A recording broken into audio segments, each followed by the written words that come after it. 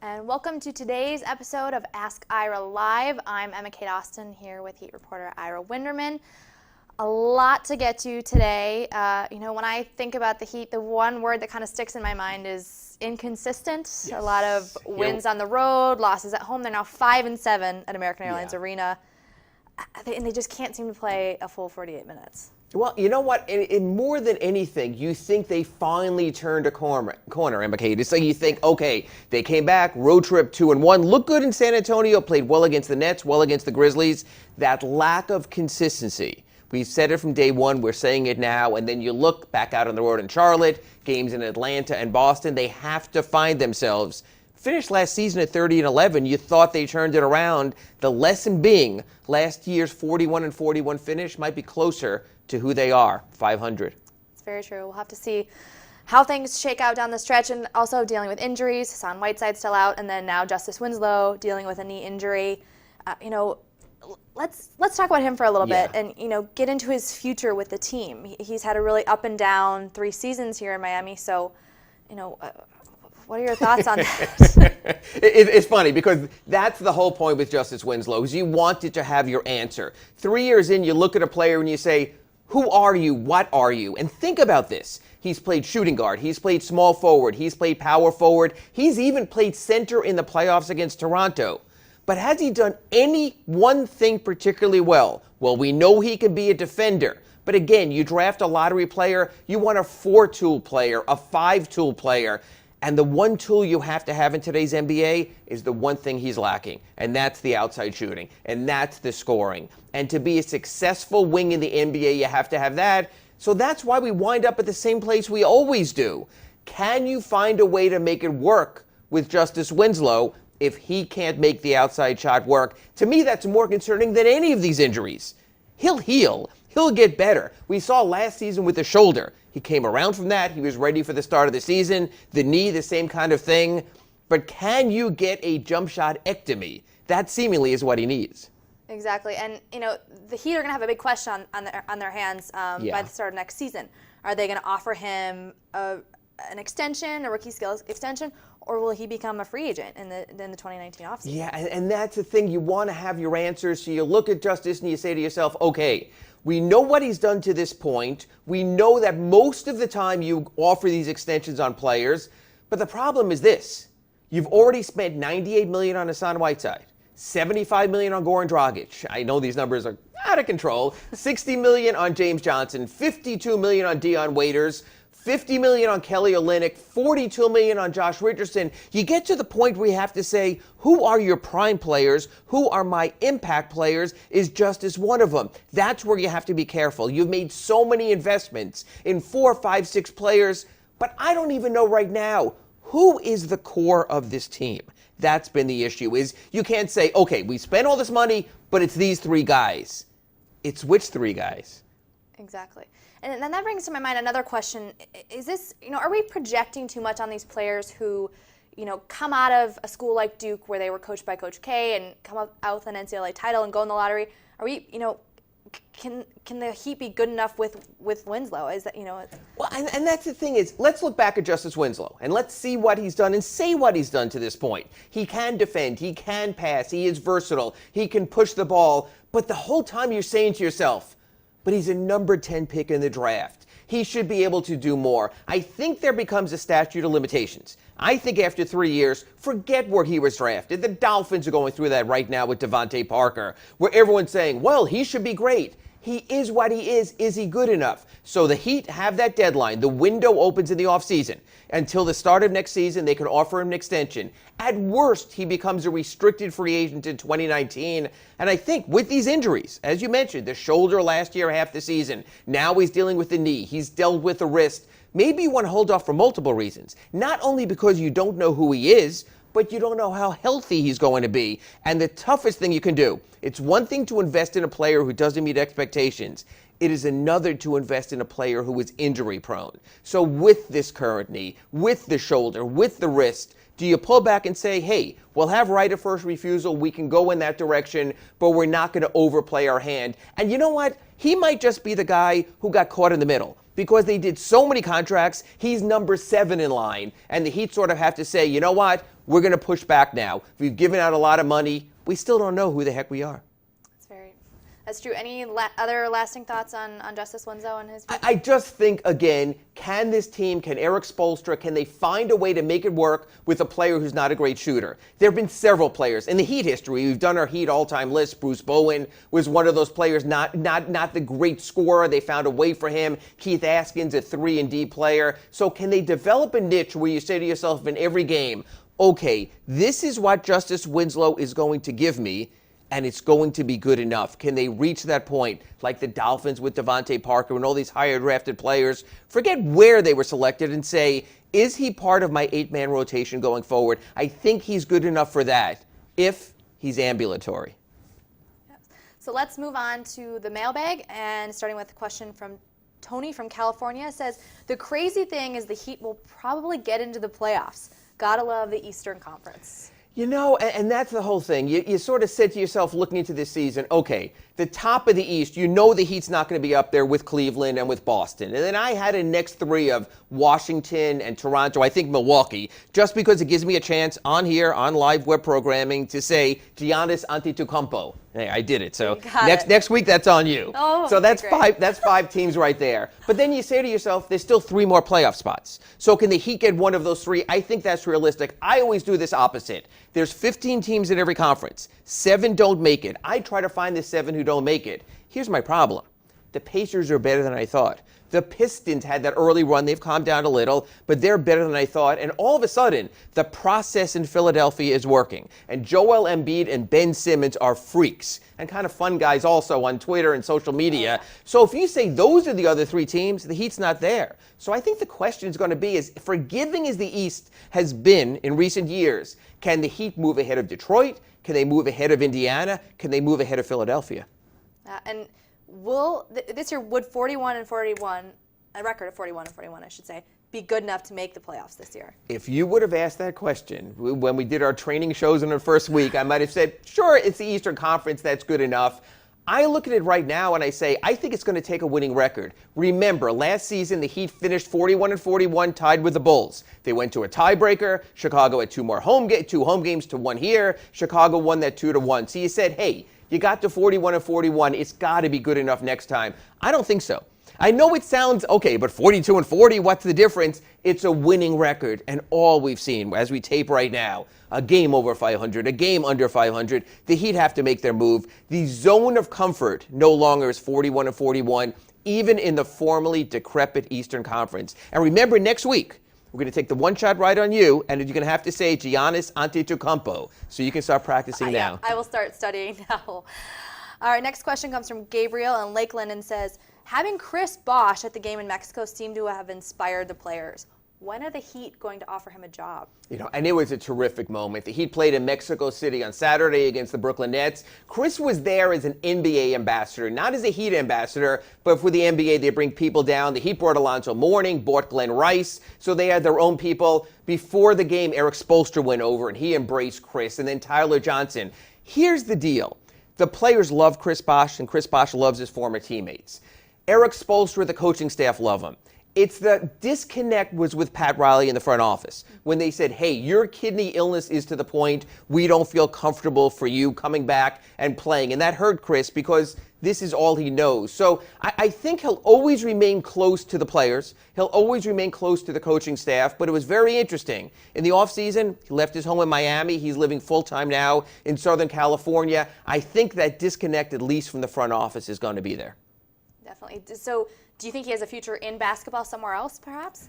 Chris Bosh, he should do the beer commercials because he is the smartest man in the room. I mean, he's the guy who knows everything. This guy taught himself coding. This guy taught himself how to play guitar in 2 weeks. This guy, by the start of the season, didn't speak any Spanish. By the end of the season, was doing Spanish media interviews. He's smarter than everyone I know. but I think he can do more than just the Heat. He doesn't have to be the Heat television analyst. He could be an NBA television analyst. He doesn't have to work as the Heat as an assistant coach or something. He could probably run his own team. So I think it's bigger and better for Chris Bosh because he's bigger and better. The one thing I do not believe that will happen is a return to the game. And the reason more than the blood clots is this.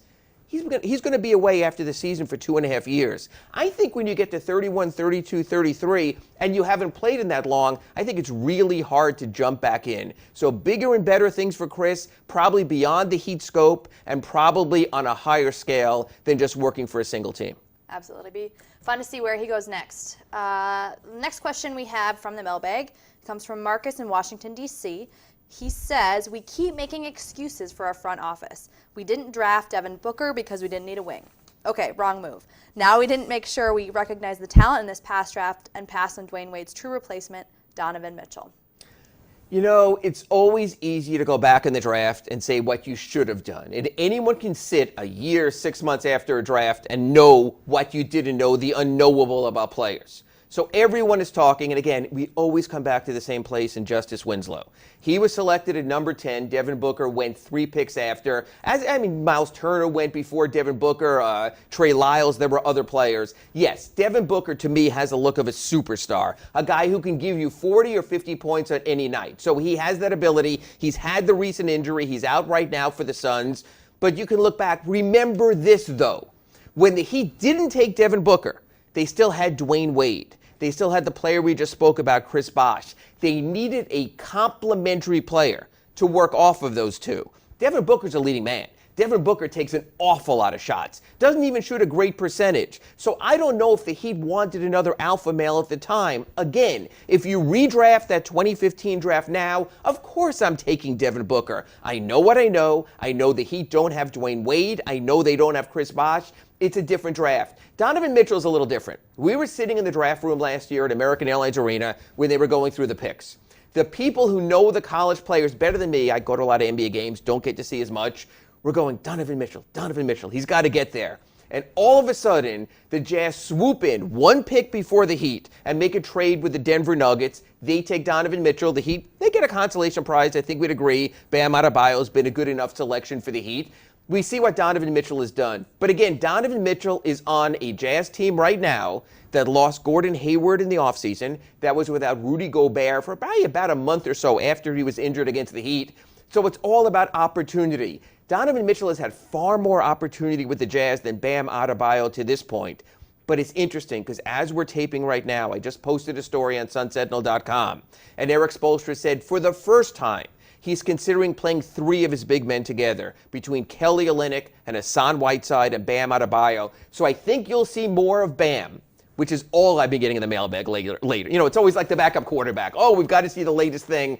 I think there'll come a point in the season where there won't be as much consternation over Donovan Mitchell versus Bam Adebayo, but as far as the Heat getting a pick. So again, we can do this. We'll do this later in the season. We'll review the draft. There'll probably be someone else selected after both of them who's playing well. I think the Heat are fine with Bam Adebayo, but again, you didn't know in the offseason what you know now about your perimeter rotation. Exactly. And is it this kind of second guessing, fair to Justice Winslow and Bam Adebayo? I mean, it's not like we can go back and change anything. Well, and especially to Justice. And again, that's the point. He was drafted to play with Dwayne Wade, who left as a free agent last summer. He was drafted to play with Chris Bosh, who twice had the blood clotting incidents when Justice was here. He was drafted to be a different player. The worst thing that can happen right now, and this goes back to the first thing we spoke about, is trying to project something on Justice, is trying to say, no, Justice, you have to be a scorer, you have to be a shooter, you have to be a leading man. Even on that Duke team that he led during the tournament to the championship, they had so many other players along the way. Accept Justice for what he is, you're not redrafting. Accept Bam for what he is, you're not redrafting. But yes, come this year's lottery, the Heat has given up their draft pick this year and the future. There's nothing wrong with looking at the front office and saying, are you taking the best player? Do we know better? And obviously, it's a crapshoot in the draft, as you know. Maybe the people, if anyone can look back and tell me they should have taken Devin Booker, and they can send the email, send it here to Ask Ira Live, we'll answer that. Same thing if you're talking about Donovan Mitchell, but I remember a lot of people looked at the draft, wanted the Heat to trade up, but if they didn't, I think Bam is a good enough consolation prize. But again, don't consider him that. That's not fair to him. true. Any last thoughts on drafting and? Well, again, the thing is, it's interesting because this is a conversation we probably won't have this summer. But if we do, and if we get extended and picked up for a long enough television run here, the Heat's first-round pick this year is due to go to the Phoenix Suns, unless it's 1 through 7. The Goran Dragic trade, and we can review that another time. 2 future first-round picks, both potential lottery picks. This year protected 1 through 7, 2021 unprotected. So now you can look back and you're going, well, with all they did in getting Goran, they still haven't gotten the playoff level they wanted. Again, and I know I'm being repetitive here. No, you're not. Your internet is not slow here. You're not hearing the same thing again. Dwayne Wade, Chris Bosh, Goran Dragic was brought in to play with those players, not to be one of those players. So now you have that issue going on. So again, you can look at that trade. But for the Heat, I don't think they're going to wind up with a draft choice this year for the simple reason is that it has to be among the first 7 picks. They may be off a little this year, but there's some really awful teams this year. They're the Bulls, they're the Hawks, they're the Kings, they're the Suns. The Heat, I don't think at any point this season could turn and say, okay, we're going into tank mode. Because I can almost sit here with you right now in mid-December and tell you it's probably late for them to tank to be bad enough for the bottom 7. So I don't think we'll be talking draft this year unless there's a trade. Well, continue to submit those questions using hashtag AskIraLive on Twitter or on our website, and we'll get to a few more at the end of the show. But now let's go back and talk a little more Heat history. How about the all-time top 10 point guards? Well, again, this comes down to this is the Heat's 30th anniversary, so we thought we would look at the team. Last week we did our all-time team, got a bunch of reaction on that about what was wrong. So feel free at hashtag AskIraLive to talk about these also. Today we're going to look at point guards, and we're going to look at the Heat history. Again, our list going backwards from the 10th best to the first all-time best. Unlike other lists, there actually is some drama here. When we look at this list, number 10 on my Heat's all-time point guard list, I have Gary Payton. He was here fleetingly like a supernova, but if he wasn't here during that 2006 championship season, I don't think the Heat would have had a championship that year. He came through big in this series against Chicago. I have him as number 10. Number 9, Bimbo Coles. Again, a player you drafted where you needed someone to get so much done. Scoring, play defense. The Heat was bad. He had a couple of tenures with the Heat. He really got it done. Number 8, and some people might say he should be higher on this list, Rory Sparrow. He was the Heat's first ever point guard. And what's interesting about Rory Sparrow is this. The Heat started in 1988. They drafted players in the expansion draft, got Dwayne Pearl Washington, the former Syracuse star, got him from the Nets. He showed up, and he was a little bit overweight, a little bit pudgy, and not good enough. The Heat, until the day before their first ever game, did not have a starting point guard. They signed Rory Sparrow, who was still a free agent. He literally arrived in Miami. They asked him, what size uniform do you wear? And a night later, he was in the opening lineup. When you talk about stability for an expansion team, where no one knows what the heck they're doing anyway, Ron Rothstein, a first-time coach, Rory Sparrow steps in right there. So, yeah, I think you could almost say, well, maybe he merits a little higher than number 8 on this list, but he was a godsend back in 1988. So where would the Heat have been had they not signed Sparrow that late? It's interesting because I talked to an agent of a player, and this is a player no one has heard of. There's a former LSU point guard, you can go to your Wikipedia, called Darryl Joe. He was the guy the Heat was going to start because they had no one. And his agent said, wow, he was undrafted. My kid's going to get a chance. They signed Rory Sparrow the day before the season. They cut Darryl Joe, never to be heard of again. So when you talk about the Heat's reunion and all the placards there on the table, there's no Darryl Joe name card right there because the day before this kid was going to play his first NBA game, they said, yeah, instead of starting for the Heat in their first NBA game, you're not in the NBA anymore. That's how quickly it can turn. That's how important it was for Rory Sparrow. So when you go down further on this list, and again, the names all of a sudden, now you're going to start to recognize a few more.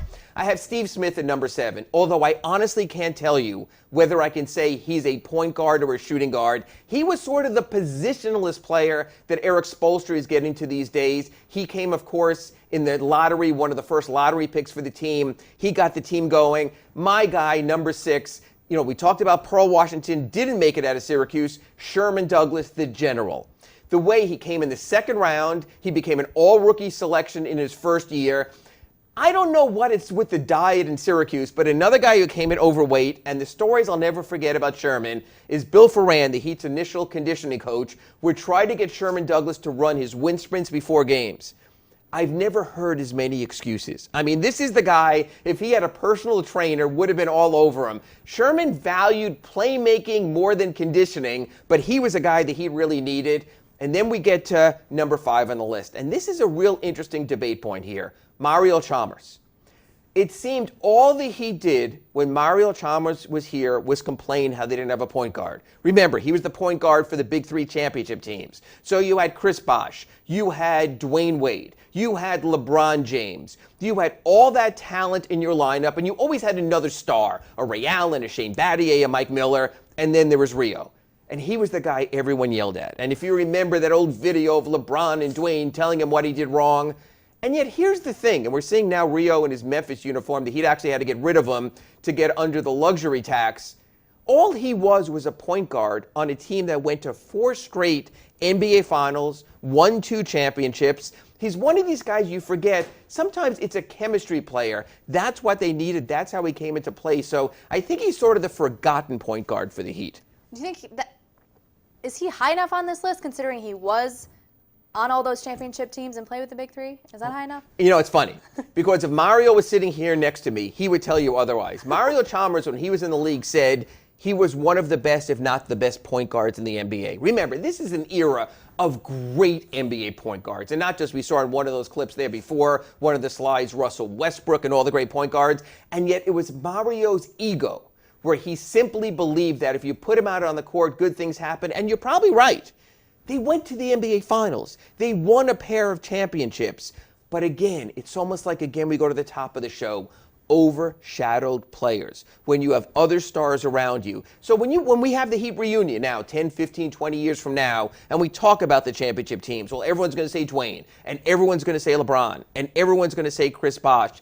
And yet Mario Chalmers, more than Ray Allen, more than Mike Miller, more than Shane Battier, he was a glue player. I think he's one guy who gets overlooked unless you actually ask him, and then that's another story. And now, finally, we go down to the final 4 on the list, our final 4 right here. Jason Williams, white chocolate. And, I mean, he was the guy, it was the dribbling and the controversy and everything coming out of the University of Florida and what happened there in the wake of when he left. And everyone said, this guy is a lot of things, but the one thing he is not is a winner. And yet you look at what the 2006 Miami Heat did. The summer before, Pat Riley went out and said, we are going to trade for championship-level players. Then he brought in Antoine Walker. Then he brought in Jason Williams. And people are like, what, are you crazy?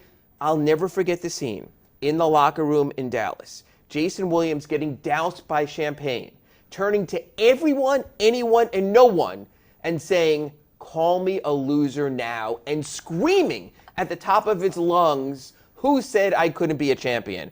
To me, that's a moment I won't forget. That was his redemption right there. He's number 4 on my list. Goran Dragic. Again, you know, it's the old, well, it's current. You're thinking more about him. He's one of the most complete point guards in the history of the Heat, what he can do. He might be, even in today's NBA, with all the great point guards we have, maybe the best one-man fast break in the NBA. So I'm going to use the currency factor to move him up a little bit.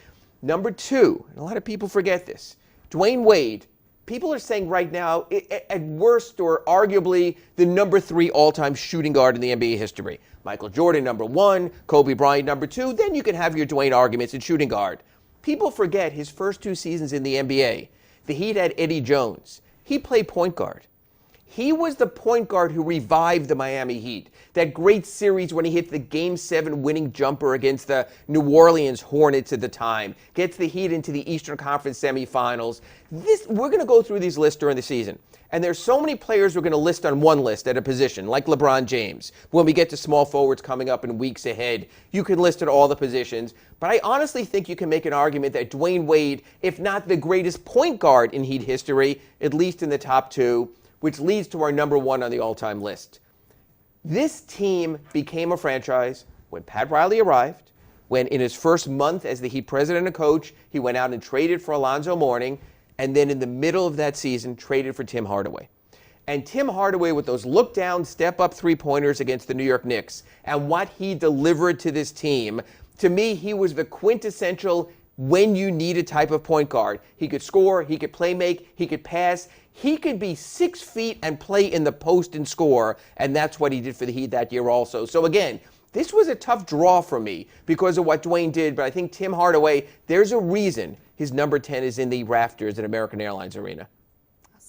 Any final thoughts on any point guards for the Heat? Well, again, there's so many I left out along the way, but I think this is one position when I go through these lists coming up later in the year, I think it was easier to delineate the top 10 right here. I mean, people are saying, but wait a minute, Norris Cole came into the league, and all he did, he was a championship player as soon as he came in, so why not him? That's a reasonable name also. So certainly enough reasonable names here also, but to me, I think that's a top 10 that works.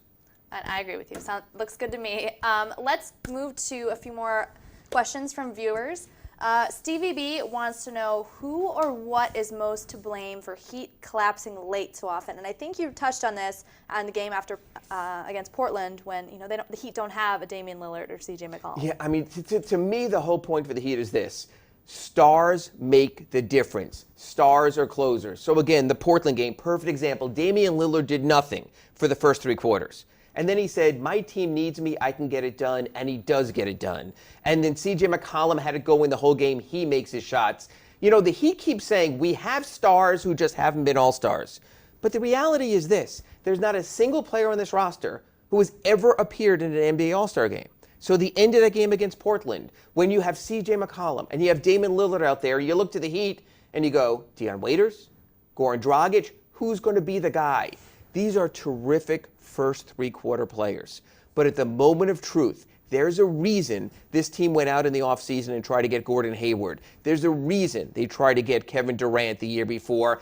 And you know what? There's going to be a reason they're going to go out and try to get another star this summer. You have to have a star to win games. So when I spoke to you about teams the Heat are competing for in the playoffs, let's look back at that. Indiana right now, Victor Oladipo is an emerging all-star. Philadelphia, we mentioned Joel Embiid and Ben Simmons. They're going to be all-stars for years to come there. Even Detroit, you can make a case for Andre Drummond stepping forward more than Hassan Whiteside. And the team battling with the Heat right now, even the Knicks, Kristaps Porzingis and what he's done, that's what the Heat lack. So in the fourth quarter, Eric Spoelstra's go-to guy, well, you maybe want to mail in to ask Eric because I think right now the Heat are still looking for that. All right. Eric asks, hi Ira, I still have Miami with 45 to 47 wins. Many do not understand the schedule, which has been brutal. I believe Pat should be active this year and try something for the future because even 45 to 47 wins is the most second round, I think he means, in the playoffs. Hassan has value and maybe is the way to go. In Ira, we trust. Well, I don't get to make the final moves. Here's the thing about Hassan Whiteside. I don't know how much this team is in love with him or not. I mean, they are dating. They're having a nice little relationship. I heard they went out for ice cream the other night, so maybe there's something good to be said there. But I asked another scout in the NBA, and I said to him, if the Heat were to trade Hassan Whiteside, what could they get for him? And his answer to me was they can get a rotation player and a first-round pick. So you say to yourself at first, wow, rotation player's not bad and a first-round pick. But again, who's the rotation player? Who's the first-round pick? For example, let's look at the Heat, okay? A rotation player is Josh Richardson. A first-round pick could be a player you get with number 20. So were you going to trade Hassan Whiteside for Josh Richardson and the number 20 pick in the draft and get a Kelly Oubre type of player? That's the thing. The Heat, I'm not so sure they have the currency to go out and make that big trade. They're going to have to find someone. They thought they found Waiters. They thought they found James Johnson. They thought they found Kelly Olynyk. They might have to develop from within. Next question from David in Plantations is, Ira, I never thought I'd say this, but we miss Luke Babbitt. Yeah, I know. It's kind of weird. I mean, people have been talking to me all year about 2 players. Last year, the Heat starting lineup, of course, they had Rodney McGruder at small forward. He's out now with an extended period with that leg fracture. And they had Luke Babbitt making threes. You need to have shooting in the NBA. And yet to go to the point of one of the other questions we had, it really hasn't been the start. I mean, even the Portland game, it's been the finishes and the closers. So Luke Babbitt was a token starter, played 12, 14 minutes a game. It's about having the closers there. If you had Luke Babbitt back, let's look at it this way. You have Luke Babbitt back, you have Rodney McGruder back. You have all the players I just told you about. Do you still have that closer? Do you still have that one player? Well, Luke Babbitt's not a closer, Rodney McGruder's not a closer, and apparently that's what they lack. So yes, he made them a better team at the start of games, but I'm not worried about the start of games. I enjoyed the first 3 quarters about the Blazers. I can show you on my computer. I had a full story written about how the Heat beat the Blazers. They moved to 500. Eric Spoelstra tied Pat Riley's all-time victory record. It was all good. And then they have the story you've actually saw at sunsentinel.com that wasn't so good. This team is about closers right now more than about starters. And I think we have time for one final question. Okay. Juan wants to know, Dion Waiters should be benched. Start Tyler Johnson. Well, then let Juan tell that to Dion Waiters, because I'm not dealing with that, because I've seen angry Dion Waiters. Here's the thing on players. If you don't start a player who wants to be a starter player, you run a real risk of losing that player. Dion Waiters waited through in Cleveland the losing years playing behind LeBron. Before that, Kyrie Irving. He goes to Oklahoma City. He's playing behind Durant for a while and then behind Russell Westbrook. This is his time in his view. So whether you would agree with that or not, if you take Dion Waiters out of the starting lineup, I don't think you're going to have the same Dion Waiters. Now, Tyler Johnson's the other point. The Heat went out of their way all last season not to start him. One, he's very good off the bench. Two, he's willing to deal with being off the bench. So I think the greater question from Juan and everyone here is this. Is the Heat's wing rotation strong enough? If you're starting Justice Winslow, depending on his knee issue, if you're starting Josh Richardson, you're starting Dion Waiters, do you have that one wing who makes you go? And I'm not so sure that Tyler Johnson would be that wing either. So I think it's a matter of you need good Dion Waiters. You need good Dion Waiters more often. You need a lot fewer step-back jumpers from Dion Waiters. All right. Any final thoughts? Any topics that we haven't covered yet? Oh, I think the schedule. The schedule's been insane. Someone asked me this. Now, we know this. It's simple math. We can all figure this out. You play 82 games, so you have 41 at home and 41 on the road. And yet, since I've traveled all of these, I know these also. It seems like the Heat's been on the road for a week, comes home for one game, goes on the road for a week, comes home for one game. Now they're back out on the road. Charlotte on Friday, back home for one game against the Clippers, then back out against Atlanta and back out against Boston. This schedule will turn for this team. I addressed it in my Ask Ira at the latest Sun Sentinel, where I said, I think the Heat can catch up to the schedule. Look at their losses, even 6 of their losses, 2 to San Antonio, 2 to Golden State, a couple of other quality losses, and there were also 1 to Boston, 1 to Cleveland.